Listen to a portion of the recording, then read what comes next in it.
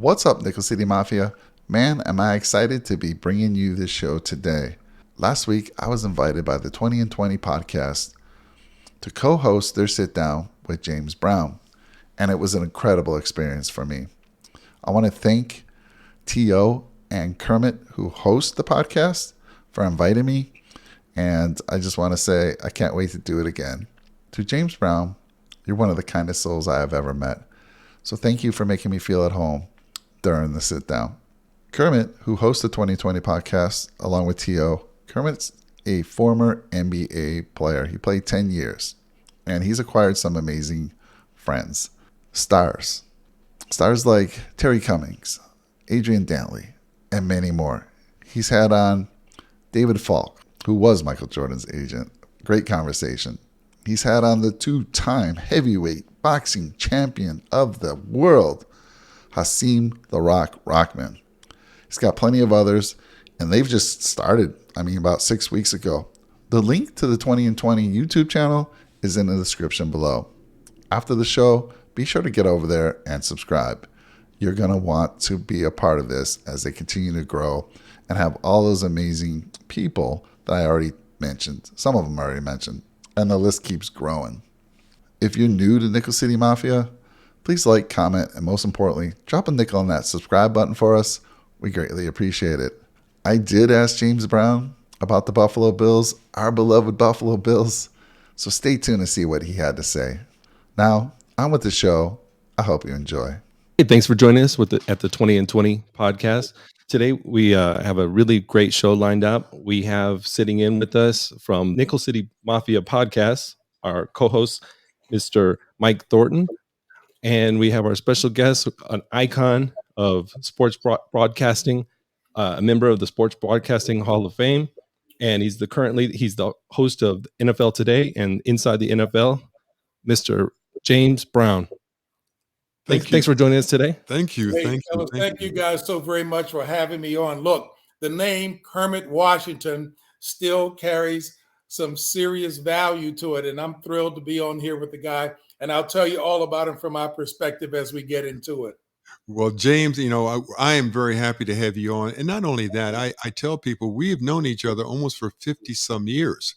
Wow. Because you left Bertie back as junior high school. You left me in the place where I could have gotten killed. You went on to DeMatha High School. But, you were always a good player. And you don't realize what effect you had on other players. In a sense that when I really started saying, okay, I want to be a better player, I heard that James Brown, he jumped rope. And I said, okay, he jumped rope because you were a great leaper. People don't realize that because everybody I know out here, they think that you played football. I said, I know. And Kermit, that unfortunately is not a compliment now because Howie Long, the Hall of Famer who played for the Los Angeles Raiders, I remember he was saying that a lot of his guys will say, hey man, who is this JB that sits next to you that looks like he's about 275, 280 pounds? What line did he play on? Little did they know that your boy was about 205 in high school. But T.O. and Mike, Kermit, talk about the definition of hard work leading to excellence that served him so well in life. He and the other Hall of Famer from Washington, D.C., Adrian Dantley, who, of course, played in the league for a number of years.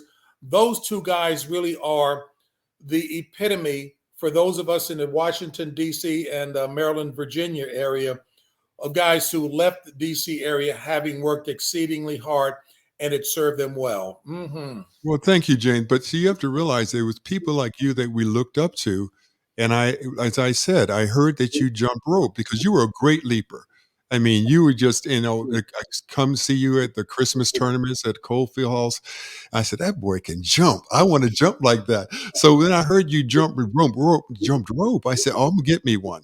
And then I was telling the story about Spence Haywood. I read a little article about him having a weight vest. I said, well, I'm going to put the two together, what James does and what Spence Haywood, and I'm going to be jumping rope. I'm going to try to get better. And so I got up to jumping 10,000 times a night with a 20-pound weight vest. And it's because of you. Then I heard about what Adrian Dantley does. See, the funny thing that, who was it? It was a great scientist said, I am good because I stood on the shoulders of the great scientists that came before me. I learned from what they did, and I jumped from what they did to where I am today. And so I have to thank you because you were the best player in DC in my mind, and you were going against that great McKinley Tech team. I Oh, mean, wow. And they were tough. Hey, and you know what, Kermit, it's interesting that we're sharing this with T.O. and Mike as well, because the moral of the story obviously is nothing beats good old-fashioned hard work. And I did do it, but I shared with them also, Kermit, very candidly in terms of the life lesson that I did not continue to work as hard to get on top as I did to get to the top. And I vowed that I would never allow that to keep me from enjoying success in a game of life. Because Kermit, you took it to another whole level. You talked about wearing the weight vest. T.O. and Mike, Kermit would look like, for the young audience out there, he would look like the movie version of the Iron Man. He walked around with so much weight on him, the weights that is, and he did exceedingly well because of that. Because, I mean, 2020, the name of this podcast, Kermit was phenomenal. So I vowed, as I told this corporate audience I had just spoken to last week, the life mantra for me is that I would never, and yes, Kermit say 50 years ago, so up in age now, but thanking the good Lord for that. But even for as long as I am still going to be here, I will never let an opportunity pass me by that I was ill prepared for. And Kermit, I should have been working out with guys like you and Adrian to push me further along, because when I was drafted by the Atlanta Hawks, Pete Maravich, God bless him, was my good friend. We hit it off. We were both into the martial arts. And I got to see how good this guy really was. I was thinking before, hey, man, this guy can't be that good. Averaging 44 points a game at LSU. He's shooting forever and a day. Kermit, T.O., and Mike, this guy could play. Not only was he a magician handling the basketball and being able to create on his own, he was a wonderful assist man, and you had to keep your eyes on him because you would have Wilson or Spalding implanted on your forehead if you didn't pay attention to him. But go ahead, Kermit. My bad. No, it's not just me; it's everybody else. But see, people want to know why you went to Harvard. Why did you go to Harvard? Because all the teams wanted you. You were the probably top 10 high school players in the country. Yeah, and you know what, Kermit, and I rarely talk about it because I know that it is in the past. And I was blessed to be a two-time high school All-America, as I was making a point to this corporate audience.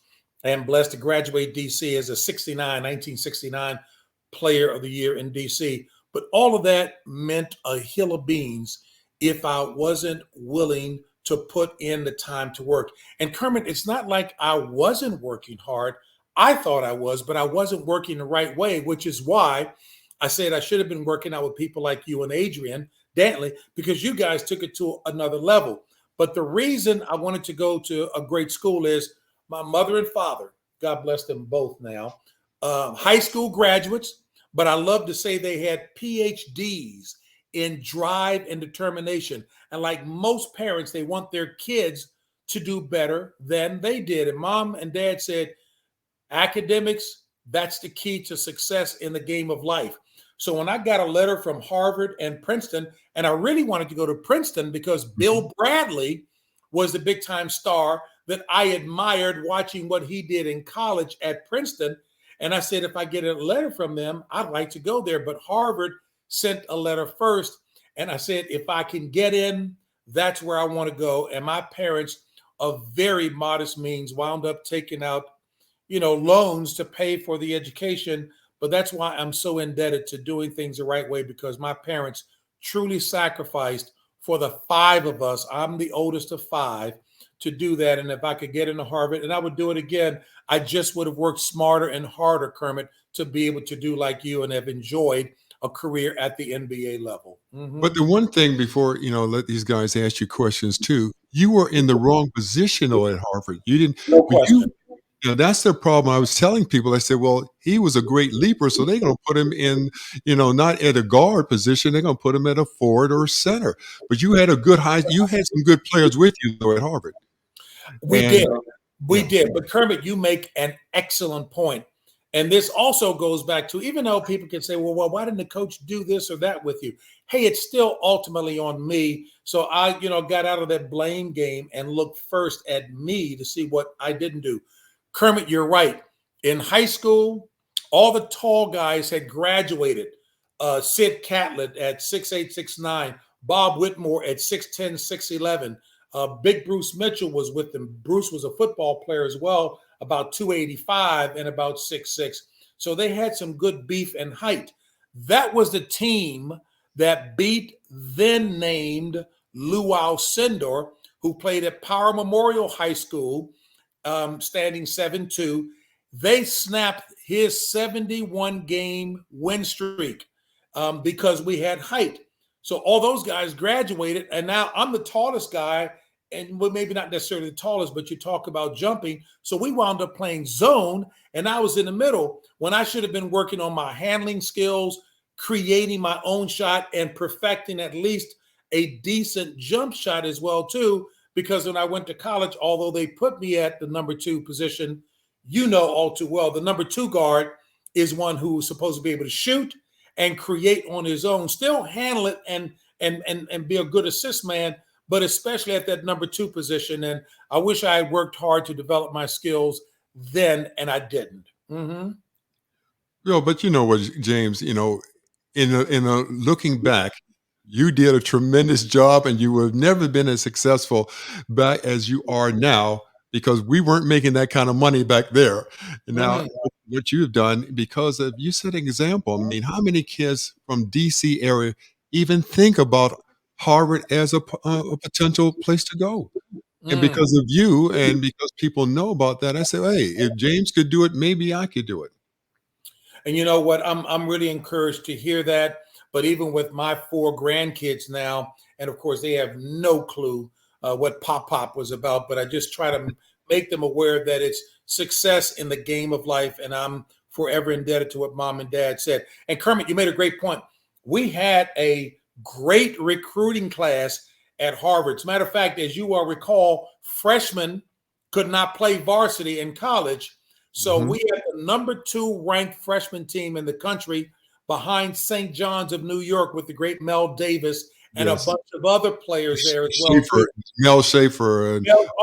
Mel Schaefer. Hey, Kermit, he lit me up. I tried to guard him. He could flat out shoot. Al McGuire, God bless him, the great coach from Marquette, used to say, I need me some good city ball players who can create their own shot, who got concrete for a front yard, but I need some good old suburban guys who can shoot it really well too. And let me tell you, Billy Schaefer was his name. He could flat out shoot that ball, and they had a great squad. So we had the opportunity to do well, and we could have done a lot better, but I just try to learn from those lessons and not live in the past to say why it didn't happen, knowing that I had a lot more life ahead of me, and to try to make it happen by doing what you did, figuratively, wearing the weight vest and ankle weights and all of that to do a successful job in the game of life. And again, I'm forever thankful to my parents for that, Kermit.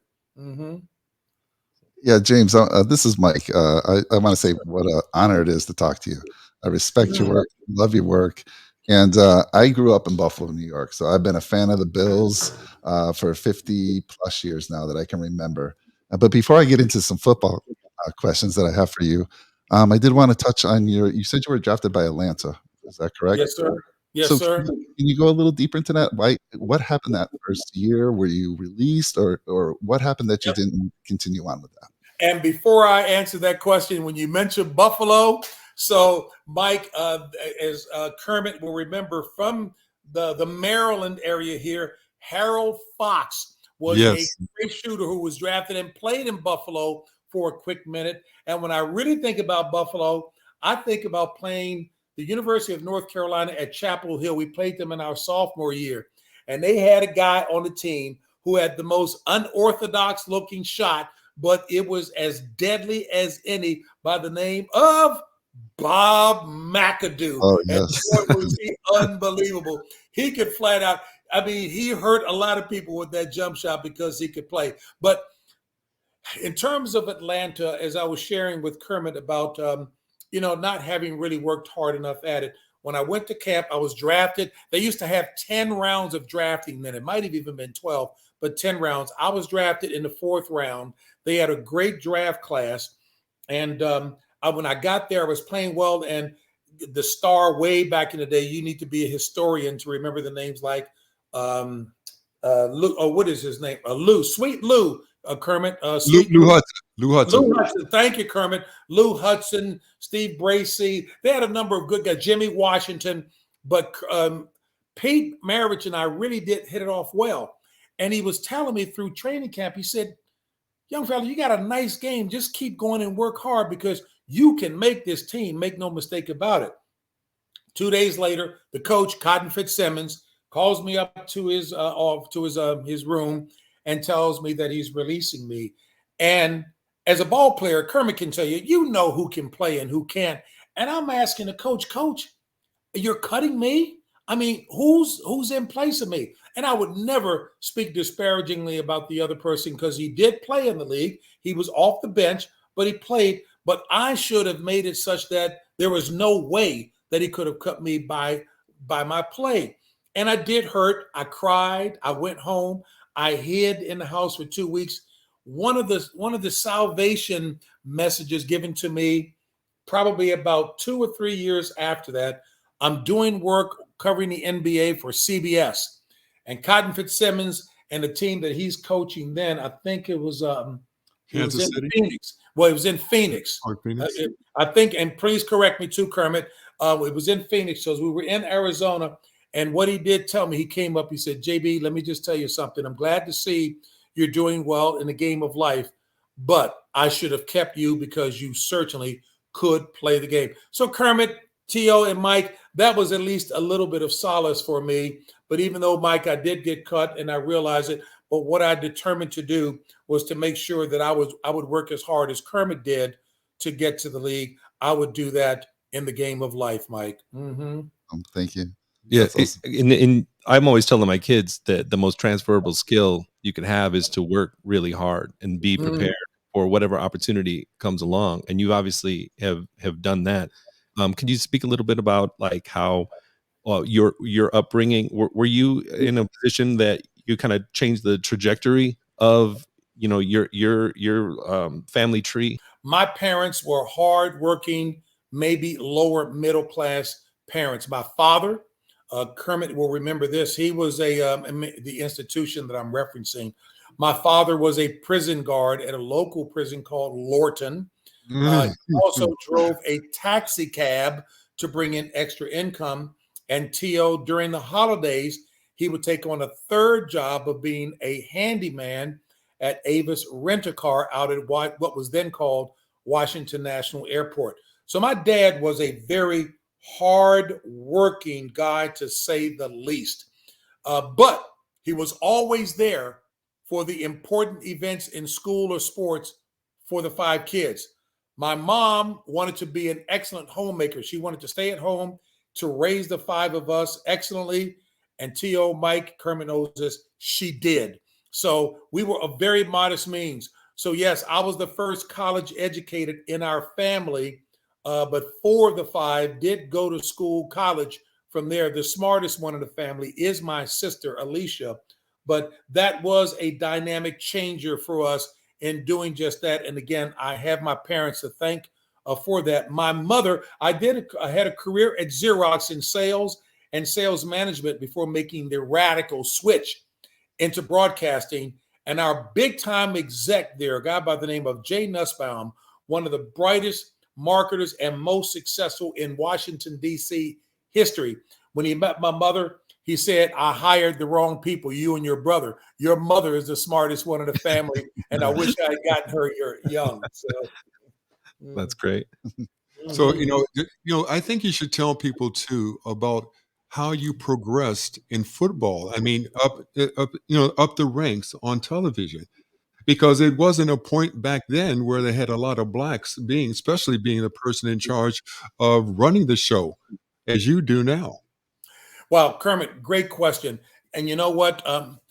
I was doing analysis work after being cut by the Hawks, working at Xerox, and got hired by the then named Washington Bullets, and did some work for them and did some freelance basketball, came to the attention of CBS, and they brought me on board as a basketball analyst.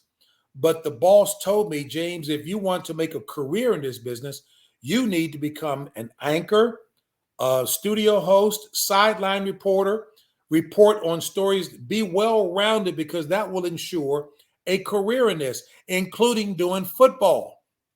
And Kermit, I didn't know a thing about football in terms of the rules and regulations. I went out to what was then called Redskins Park. Bobby Mitchell, the great Hall of Famer. Number 49. Yes, indeed. He spent time, number 49, spent time with me. He said, I want to learn football out here training camp at 8 o'clock this week, every morning this week, and I'll teach you the game of football. And he did. Check this out, T.O., Mike, and Kermit. The first football game I got to announce for CBS, the boss said, okay, I think we're ready to give you a shot at it. We're going to give you a very small market game. As a matter of fact, the game was probably only being televised to the TV truck under the stadium and the local Piggly Wiggly store around the corner. And it was good he did that, because I got complacent. He said, James, just call a good, clean game. Don't try to get fancy. And remember this, don't look up at the stadium clock to say how much time is remaining in the quarter, because it could be wrong. Look at that television in the booth. It will have the right time. So, fellas, I go through the first half and I'm saying football's not that difficult. I'm complacent. So we come into the third quarter and I say, James Wilder, running back. I said, James Wilder. He takes the handoff. He's at the 40. He's at the 45. He's got daylight. He's at the 50. He's at the 55-yard line. Tackled at the 55-yard line. My producer got in my ear and said, JB, go to break. There's no such thing as a 55-yard line. So now I'm shook up. I made the mistake. Didn't look at the TV monitor. I said, folks, we're going to step aside for a quick timeout with about 8 minutes and 99 seconds left in the third period of play. Compounded mistake, true story. And so my producer said, James, you are butchering this up. Now, my partner played football at Harvard. He was a friend, and he covered for me when we came out of commercial.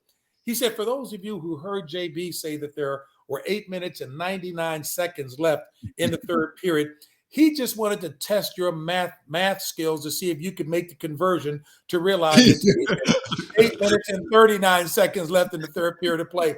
But even with those mistakes, my boss stayed with me, and I worked hard and covered it. And again, this is in no way self-congratulation. It's the result of hard work. And look, unashamedly, I'm an ordained minister, and I'll certainly give credit to my faith but I had to do the work, but still my faith, because for me to have been able to do football now in terms of hosting a show and hosting Super Bowls, to have just not the past Super Bowl that we had, not the Fox, this most recent one, but the past one we had became the 10th Super Bowl that I was blessed to host, setting a record for the number of Super Bowls consecutively hosted by a studio host at any network.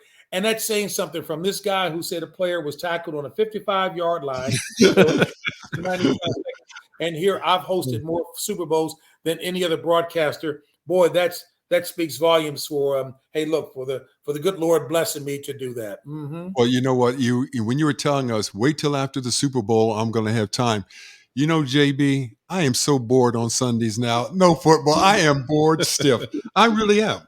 I think I can speak for most of the people in America that like sports.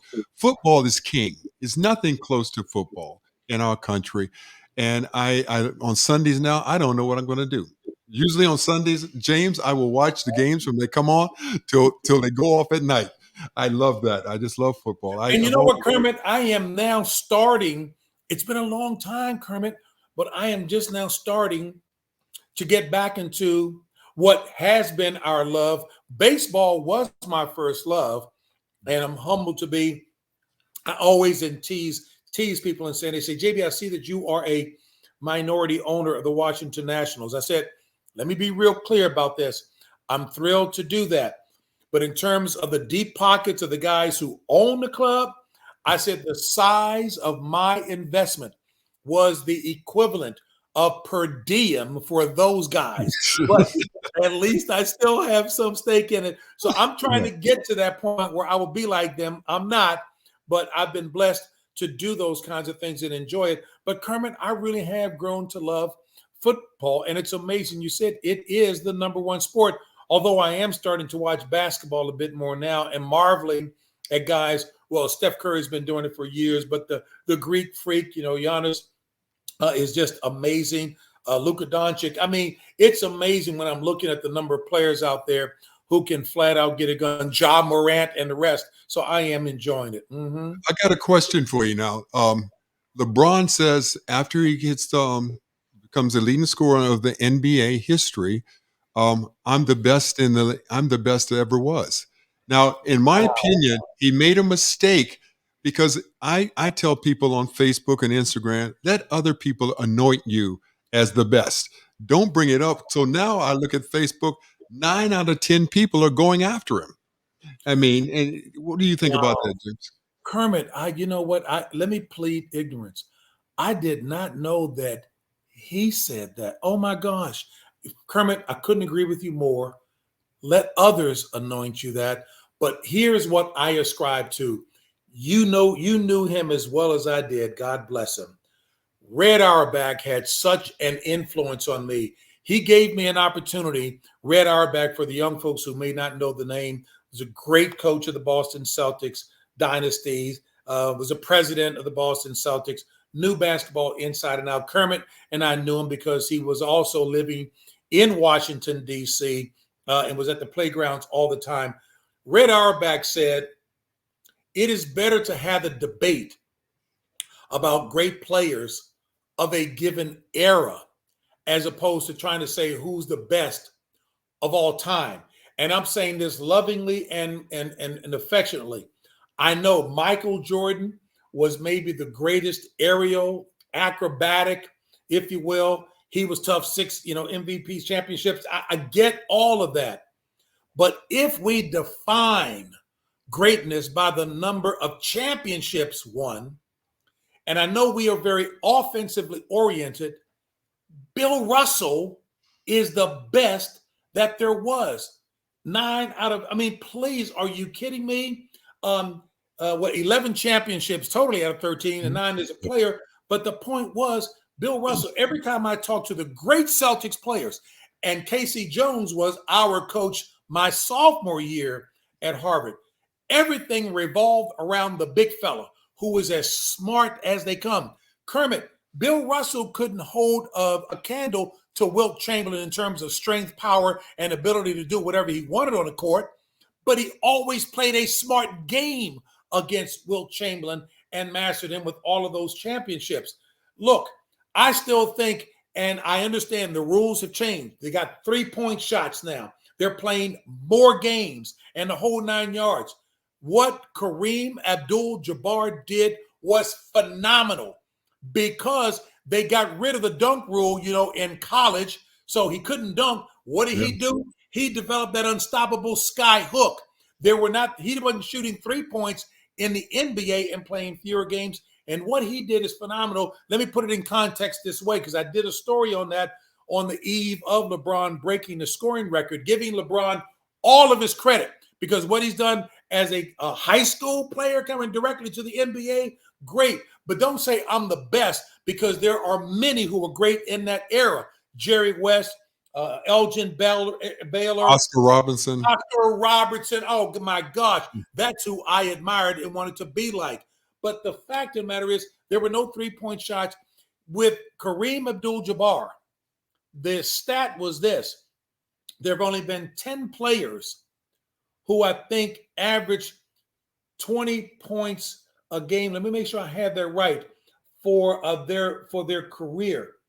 In today's game, especially, if somebody were to average 20 points a game for as long as Kareem played, they would still have been, and I've got this a little bit twisted, but you'll get the essence of it, they would still be 5,000 points behind Kareem Abdul-Jabbar. He was doing it with only the 2-point basket. So what he did for as long as he did, holding that record for 38 years, is phenomenal. Yes, yes. You know, it's strange you say that because on my college dorm room was Kareem, a big picture of Kareem, and that Sports Illustrated was a fold out when he was sitting down with cheerleaders, and Sidney Wicks and a few other guys. Then all of a sudden, I know I'm playing with these guys. I say, "Oh my goodness, these are the guys that were on my wall." But you know, people didn't realize how good he was in high school, how good he was in college. I mean, how many games did he lose in college? I think 2. Yeah, I think it was 2, like 88 and 2. Hey, was one? No, he didn't lose it to. He lost Elvin Hayes. Yeah, Elvin Hayes in a Superdome. Yeah, and I think Drake. I think Drake.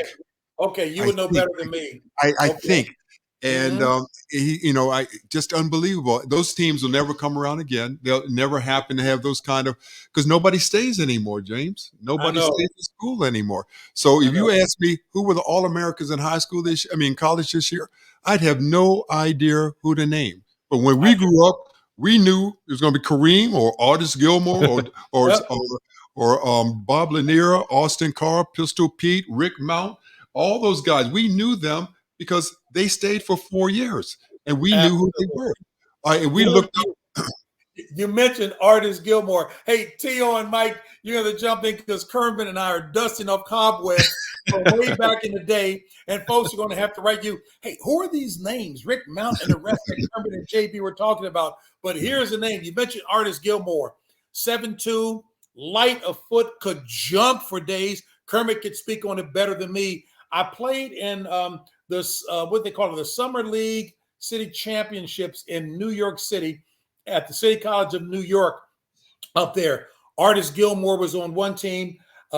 This is as much as I can say because I was on the bench, Kermit, but I was on the bench riding on the team with Iceman Gervin, George Gervin, and Dr. J. Now, Dr. J had the reputation that if you ever blocked his shot, he would make it a point to get back at you and give you a facial with a slam dunk before the game was over. So, first quarter in the summer championships, Dr. J gets the ball down on the pivot. He goes across the middle to throw up a hook shot. Artis Gilmore goes up and catches it midair, throws it to the other end of the court. Fans packed in the gym said, ooh, because they knew Doc was going to try to get him back. It took until about 6 minutes left in the fourth quarter. Here's the play. Artis gets a rebound, turns, throws it to half court to his player. Julius Erving intercepts it. He comes down the court one-on-one. He's palming the ball, Kermit, but the referees are not going to call a violation because this is a one-on-one between him and Artis that's about to develop. Doc gets in the middle. Artis crouches. Doc hit one last dribble with those big meat hook hands. He had the ball palmed. He goes up. Artis goes up. Doc goes up some more. Artis goes higher. Artis starts coming down. And Doc took that ball. He slammed that ball through. Man, folks came running out of the stands. The police had to peel him off the floor. All hollering. But that was a Julius Erving that we knew anyway.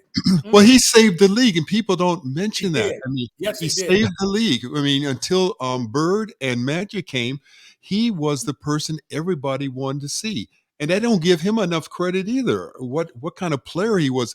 How just a great showman. He was the principal reason for the merger of the league.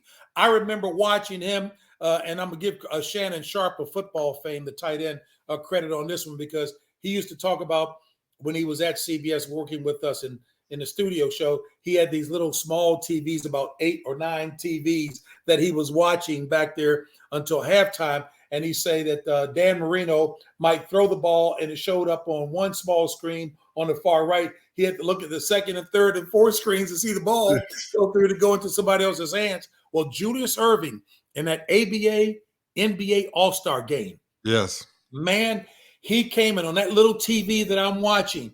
He came down on a fast break, and I'm telling you, he was about 15 feet out on the right wing. When he jumped up in the air, he left the screen because I couldn't see him. He jumped over somebody and he slam dunked that ball. Man, Julius Erving was the reason for the joining of the leagues. Well, check this out. So Julius is actually a sophomore in college at the University of Massachusetts. And many people didn't know about him. They knew he was a great leaper and can block shots, but he didn't have a lot of offensive game to him. But he could flat out fly. One of the best talent evaluators was the owner of the Virginia Squires, and I think his name was Earl Foreman. He went and grabbed Julius after his sophomore year in college, brought him down to play in the ABA for the Virginia Squires. He's sitting in the stands watching practice. And Kermit, one of the guys from Washington, D.C., we know Fatty Taylor, Fatty Taylor played with the Denver Rockets and first with the Virginia Squires. So they asked Mr. Foreman, they said, who is that young kid sitting up in the stands? And he said, well, they gave him a nickname. His name is Doc, Dr. J. Well, the next day in practice, Doc's coming down on a fast break. Fatty Taylor is just inside of the free throw lane trying to take a charge. Doc jumps over top of Fatty, slams the ball. They stop practice, and everybody says, we're glad he's on our team. Fast forward to the next year. Mr. Foreman goes and grabs some skinny kid, and Kermit, you will probably remember better than me. I don't know whether it was Central Michigan or Eastern Michigan. He comes, and he's sitting in the stands watching. And the players say, Mr. Foreman, who is that skinny 8th grade player you have sitting in the stands? He said, you know what? They gave him a nickname. They call him Iceman. It was George Gervin. And I'm saying the ABA, as you know, was replete with a lot of talent. And Mr. Foreman had a lot of that playing down there with the Virginia Squires. Oh, yeah. That's a great story. Yeah, true story, too. Mr. Foreman could tell talent. Absolutely. The ABA had so much talent. We didn't even talk about Dan Issel or Donnell Hillman. All of them. And then you had Ralph Simpson. Yeah, Ralph Simpson. Simpson. Yeah, that was his name. David Thompson and all those other David Thompson. Yes. All those guys. And so people don't realize that when they came into the NBA, I mean, they were probably the most talented. Maurice Lucas, all those guys came in. Yeah. It was a different world. But the thing is, I mean, I don't know if you have any more questions for him. T.O. Hey, I don't want T.O. and Mike to be. They're probably looking in their history books to look up some of these names. But no.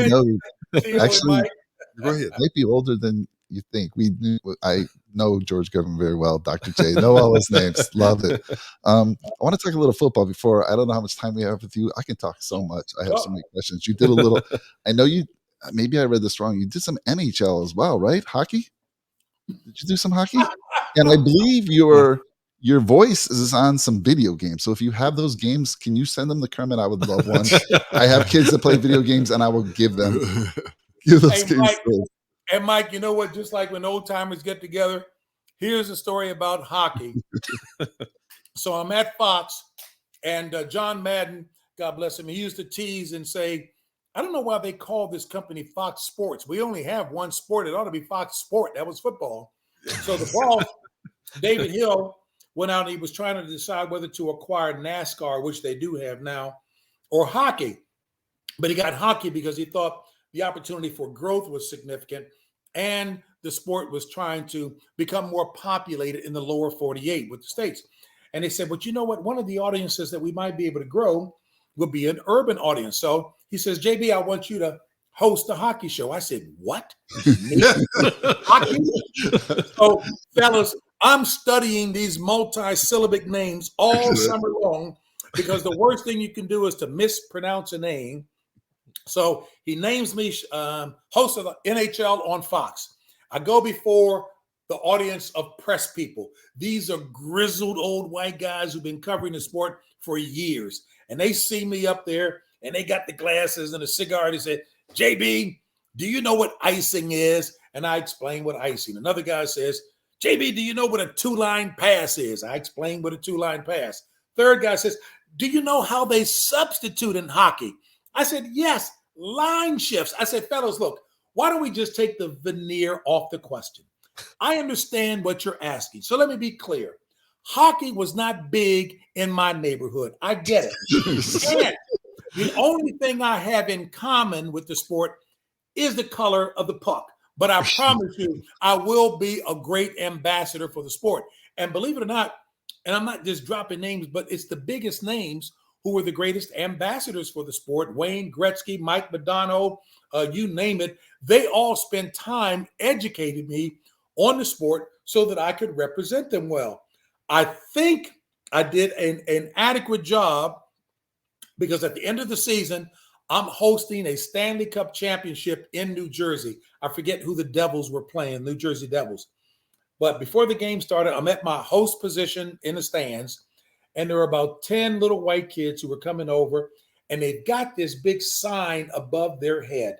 And the sign, as I read it when they got closer, said, James Brown, Godfather of Goal. Man, I had made it. I had made it. I have that placard in my office downstairs now. It is awesome. But I knew I was smart enough not to try to do play-by-play because hockey is a fast sport. It's a great sport. It sounds good. It's one of the best in terms of sound effects. To hear these blades on the ice, and these guys are marvelous skaters, and they're not even thinking about what they do to do what they do on the ice. It really is quite a fascinating sport. Mm-hmm. Thank you. I can appreciate the name thing because I'm a big Sabre fan, and when I talk about my team, I struggle with those names, so I get that 100%. Absolutely, Mike. And you're like we got 230-pound guys skating 30 miles an hour on the ice. It's incredible. I always tell people if you've never seen a hockey game, get out and see one. It'll change your mind. If you didn't like it, really you'll come out a fan. I want to get into football a little bit because I was hoping that maybe you could give some insight. You guys do such a great job. I loved you on Fox. I love you on CBS. You do such a great job. And I'm wondering, what is that week like leading up to the show? Are you guys meeting during the week? Or are you just that good where you show up at the studio 3 hours before showtime and work it all out then? How's that Mike, work? if somebody tells you that they're good to show up 3 hours before and get out there and doing it, they're not very good unless they're just an elite level guy like any great superstar. But to be worth your salt, you really do have to put the time in and study. And clearly that's the case with me, not having played the sport. And I also recognize, as importantly, people aren't tuning in to hear what I have to say to try to talk football esoterica. They're going to play a hybrid defense. Matter of fact, when Jerry Rice was playing with San Francisco, they ran a hybrid defense. They played man-to-man on one side of the field, but on Jerry Rice's side, they had a zone. And, they ran a lot of games, Alexis in Texas with the defensive linemen. My job is to make sure that I understand the big storylines well enough, strategies and tactics to elicit the best out of my guys. When I was at Fox, of course, that was Terry Bradshaw, Howie Long, and Jimmy Johnson, the former Dallas Cowboys coach, who taught me a lot, by the way. And then when I was at CBS and am at CBS, I was at CBS the first time around, but we didn't have football. We lost it then. And then I went back to CBS when they have it. Bill Cowher is one of the most studied guys I have ever met. He has volumes of notebooks, writing down everything that he learned from the time he started as an assistant coach when Marty Schottenheimer, God bless him, gave him the opportunity to come and coach. Tony Dungy spent a lot of time with me, helping me to understand the personalities and the tactics and strategy of football, adding to what Bobby Mitchell and later John Madden, but Bobby Mitchell gave me that foundation to learn about it. So for me, it's important staying on top of all the storylines, reviewing what the takeaways were from the previous week's games as coaching staffs, be they new or experienced, are trying to build momentum. Bill Cowher helped me understand, and this is not unique, but he says, JB, when there were only 16 games, we segmented the season into quads, games of 4. But the first 4 games of the season, you're really learning what kind of team you have to know how you're really going to move on beyond that. So you're learning what your team can really do when the games count. The next 8 games, he called that navigating the murky waters of the regular part of the season, the hard part of the season. You're hoping not to experience too many injuries, especially season-ending injuries. And now your strategy and tactics are predicated upon what you know your team can do, maximizing your strengths, minimizing your weaknesses, and always engaging in self-assessment as well as assessing the other team, because there will be adjustments, because teams will see what your habits and tendencies are. And then the last 4 games, you're hoping that you hit your momentum. You're trying to get some momentum going into the postseason. And again, always minimizing injuries. So that overview helped me to tweak the kind of questions that I would ask of my colleagues all along the way. Critically important that I know the strengths and weaknesses that my colleagues will bring to the table, and always look to put them in an excellent position, never to ask them about something that they may not be particularly strong in. That's a poor host. And I told Jimmy Johnson this, so he's okay with me saying it, because Jimmy Johnson, when I was at Fox, he was an early riser. He'd be up at 3 o'clock in the morning. A car service comes and pick him up. He's an hour ahead of time. He was always up early. But Jimmy would start to fade a little bit in the afternoon by the time the second games are coming on. And I remember I turned to Jimmy. We were getting ready for a big second game. And I said, Coach, we understand that this is a huge matchup that we're going to be looking at today, and the strengths and weaknesses of these two teams. And all of a sudden I see him giving me the deer in the headlight look. So I knew not to go to him. I said, so Coach, you hold on to that thought right quick, and I'm going to come right back to you. And I went over to Howie Long and asked him a question. So it's a matter of learning your guys and making sure you put them in the best possible position. Oh, that's awesome. Thanks for sharing that. I've always been curious, because I have a YouTube channel, and I'm always trying to set up shows, and I'm kind of that moderator. I have better guys that talk about the X and O's of the game. I love the game. I've been a fan forever. I know some of the X and O's, but I don't know all of them like the guys that I have on my show. So I got to switch it around. But I'm always wondering how you're prepping for that. So thank you for sharing that.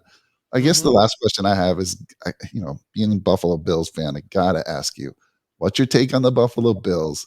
What do you think it's going to take for them to get over that hurdle of beating the Chiefs and even the Bengals these days, to get that next shot at a Super Bowl?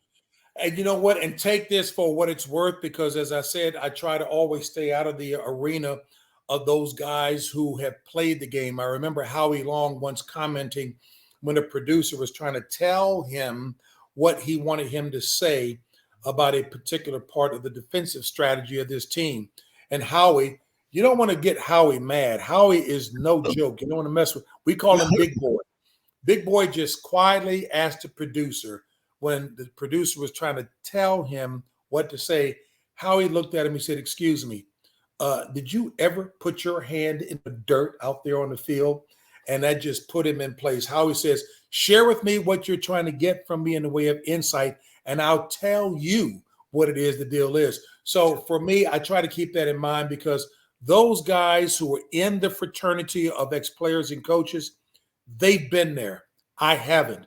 But Buffalo, still, that window is still wide open for them, particularly if they can keep some key folks. There's no question. They got a quarterback who is the real deal, but he needs some help. He can't continue to be the guy who's going to be churning up the yards for him, because those are the guys, the Chris Joneses of the world. And I mean, look, they can hurt you. So I would hope, and what do I know? But I would hope that they would get a bruising back. They're up there in the snow of Buffalo. The NFC East, for the longest time, was known as a team that had powerful, strong ground games. John Riggins, locally where Kermit and I grew up, guys who can get you those yards, bruising and pounding.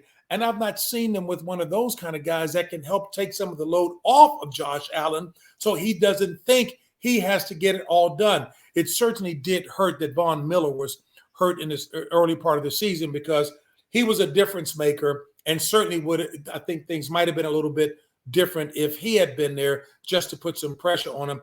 But I think playing up there in the cold climes of Buffalo, just a couple of bruising types, even on that D line, is really important as well. Those are just my thoughts, Mike. Yeah, it's right on point with what we've been talking about on our show. We know Josh. Okay. Yeah, he needs help. He needs help. Whether it's O-line, like look what the Chiefs did a couple of years ago when they lost to the Buccaneers. Right, they revamped that whole offensive line, and look what happened. They were fantastic in the Super Bowl this year. So we know he's got to get help. I love the bruising back idea as well. because we got smaller backs. We got smaller backs, and we want that compliment. We have James Cook, was a rookie last year, and we think he's going to be fantastic. But he's not a big bruising back, so compliment him with a bigger back. So I love what you said. Everything's right. And it wouldn't be bad if they can get. I mean, they don't come a dime a dozen, but it wouldn't be bad if they could get another threat on the other side of Stephon Diggs, so as to have some weapons. I mean, look at what Mahomes did with the wide receiving core, even though all of us, me included, thought that they would be hurt at some point in the season without a difference maker like Tyreek Hill. I mean, he could be a difference maker on any team, and certainly he's been doing that in Miami. But if Stephon Diggs can get just a little bit of help on that other side, just to keep teams off balance, that would be pretty good. Yeah, I totally agree. It's crazy that Tyreek Hill, when he got traded, everyone's like, this is a rebuilding year for Kansas City. Everyone thought that early on, but no, not Kansas City. No, not at all.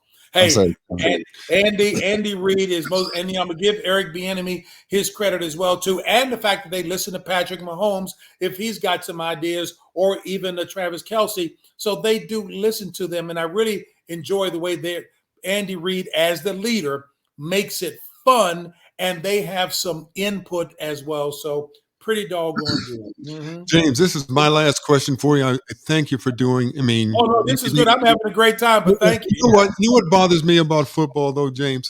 When we were growing up, there were only 12 games in a season. Because if you were a 1,000-yard rusher, that's impressive. Then it became 14 games. Then it became 16 games. Now it's 17 games, and they're breaking all these records, but they're not really breaking records because it's not even. It's like all of a sudden, it was when they should have, what is it called? Brackets or asterisks, or whatever the word is. Yeah. Asterisk. Thank you for helping me with my English. It should have it where, for 12 games. Okay, this is a record for 12, which never can be broken. Now it's for 14 games. Now it's 16. Now it's 17. If you're a 1,000-yard rusher, that's not impressive at all anymore. It's 60 yards, 50-some yards a game? That's nothing. But going back to your point, a couple points there, what you were saying, which goes back to my comment about Red Auerbach. When you talk about great players and you don't have an even playing field, pun intended, in terms of the number of games, the game is radically different.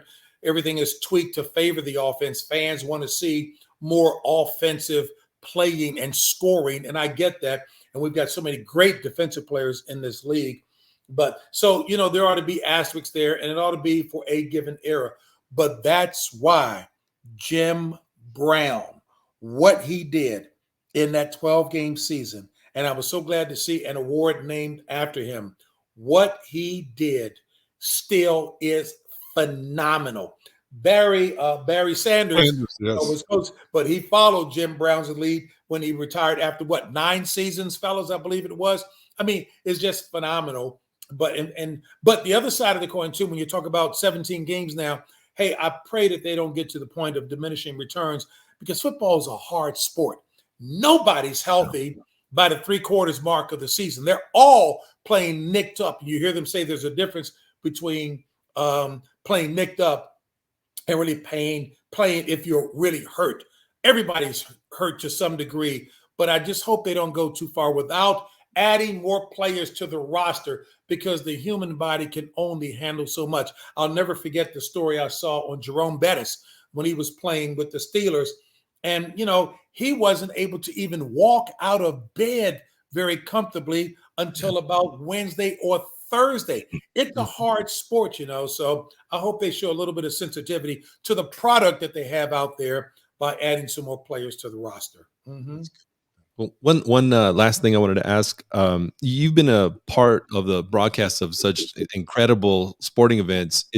I know there's probably not one maybe that jumps out, unless I'm wrong, but when I ask, what are the top events you've been a part of, what are some of the ones that jump out to you? Well, I have been blessed following the advice of that executive at CBS in covering a range of sports, not only just various assignments within the broadcasting business, but also a range of sports, so that I wouldn't be marginalized or colonized as being just a given announcer of a given sport. And I've covered a lot. whether it's the Stanley Cup Finals, NBA championships, NCAA championships, World Series when we had baseball at CBS my first time around, figure skating events on the stage of the Olympics. I am really humbled. I even covered the Tour de France, or Tour de France, if you will, rock climbing, water polo. I've covered a range of sports, and that's incredible. And I'm really thankful for that. But believe it or not, in terms of the most memorable one is between two. And these weren't like major competitions. And Mike, it involved a couple from Buffalo, Grand Island, New York, Italian couple, the Salamones, were going over to Russia with their church to the orphanage in Chernobyl where there was that nuclear spill, the accident. And they were going over to adopt a young man who was a double amputee living in an orphanage. When they got there, they found out his protector in that rough and tumble orphanage was a young lady, a tough-nosed young lady, Tatiana Salamone is her name, and she was protecting that young man. She was an amputee below the right knee or left knee, I forget which, and she protected, and the family realized they couldn't separate the two. They were going to continue to be brother and sister, so they adopted both of them. The young man, Alexei, he went on to play for the Olympic sled hockey team. And Tatiana is, I know she's a lover of horses. I'm not sure if she's become a veterinarian by now. That meant a lot to me because these kids, and one of the lines I'll never forget in that story was the young man, Alexei, who felt he could just conquer the world, asking his mom and dad, his adoptive parents, when were his legs going to grow back? But he continued on and is continuing to do well in life because he sees no obstacles. And the other was with some Special Olympians, 12 of them, who were with a group out of Los Angeles, Beverly Hills, I believe. And they went because these kids wanted to show the world they were just as driven as able-bodied athletes. And they were going on a special climb of Mount Kilimanjaro. They asked me to go over to Africa to do that story as a reporter. And I'm asking my boss, look, if you're looking to get rid of me, you can find an easier way than sending me over to climb Mount Kilimanjaro, 19,341 feet high. And I'm not in Kermit Washington kind of shape. Matter of fact, when I got over there, they told us that you only should carry no more than about 10 pounds of material in your backpack because you're going up in altitude. And you've got to make certain because the weight gets heavier the higher you go up there. Man, at the end of each day, it was supposed to be 4 days up and 3 coming down. At the end of the first, second, and third day, as black as I am, I was as white as a sheet at the end of the day.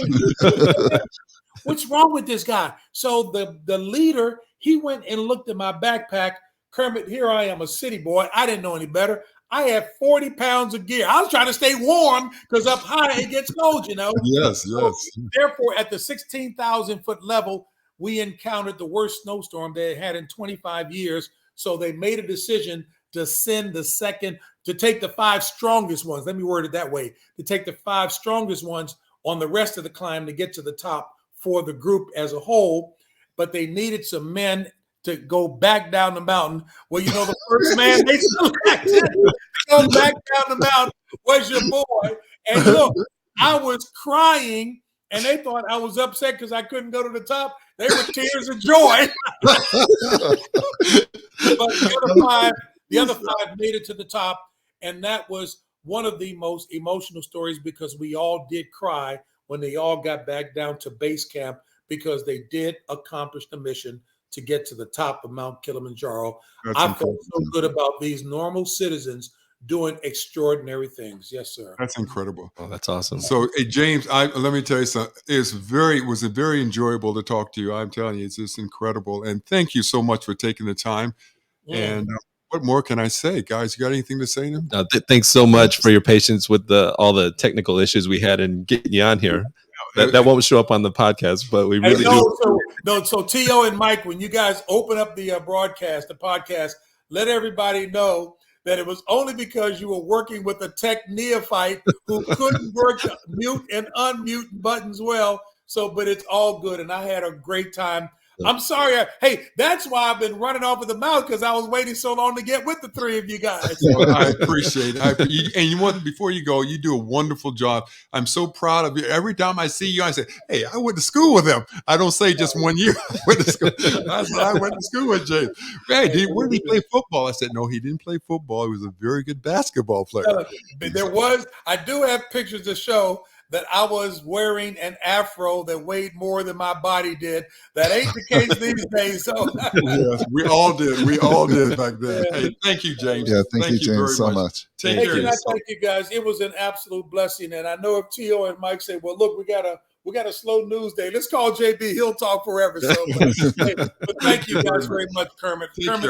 Kermit, we love you very much here in DC. Thank you. I appreciate it. Thank you. Okay. Bye-bye. Okay. God bless you guys. Hey, T.O. and Mike, thank you guys very much. Thank you. Thank you. Hey, you guys have a great evening. I look forward to doing it again. Oh, awesome. Thank you.